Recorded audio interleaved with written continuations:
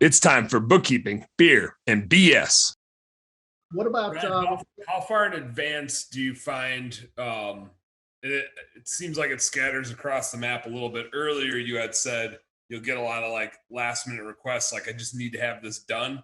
How often, like what's the lead time from when that property manager usually reaches out to you and starts getting bids to when they get the work? Yeah. How do you like plan on that and budget for that so that Yep. you're like leaving some room in the schedule and you kind of have that built in? So a lot of them have to have their budgets in October of every year.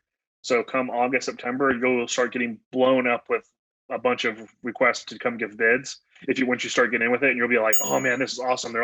Maybe they'll get some of this work done before the end of the year, and you're getting all pumped. Very little of them will get the work done before the end of the year. It's for their budget for next year. Yeah. So we were really excited the first year, and then like I had some of them tell me, they're like, oh no, this is for our budget. We won't do this till next year. And I'm like, oh man, I'm like spending all this time, like, but you have to do it. It's what you got to do. So now I get excited about it because I'm like, man, we're all these jobs we're bidding for next year. Like this is keeping the pipeline full for next year. So a lot of them, they might tell you like, hey, we're going to do this next March. We're going to do this next April. We're going to do this in May. They might not sign it until the first of the year or something. We have a lot of them that'll sign their contracts come like February, March for us to get on the schedule here, and usually April, May, June. A lot of them love to have their pressure washing done after the pollen season's done in May and June. So normally this time of year right now we're swamped with property management companies, especially apartments.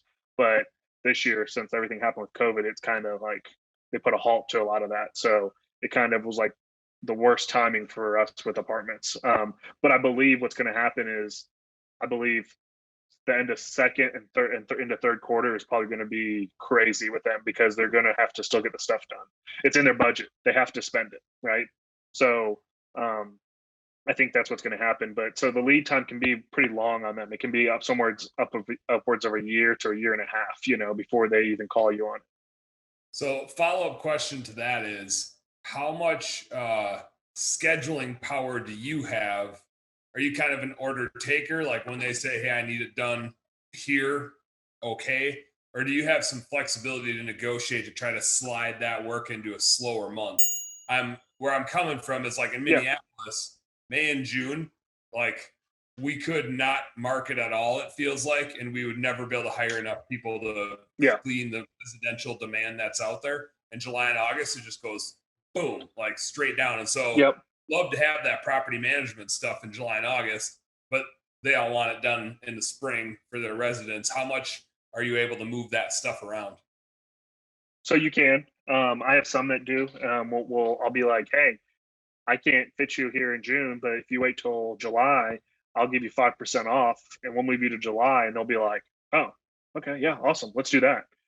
So it all kind of depends on the higher ups of the company, honestly. Are they going to have a walkthrough? Are they trying to get this done before a walkthrough? If they're going to try to get it done before a walkthrough, they're not going to wait. They're just not. They're going to find someone to get it done probably. Now, if they're just getting it done because they need to get it done for the year, they can probably put it off for a month or two.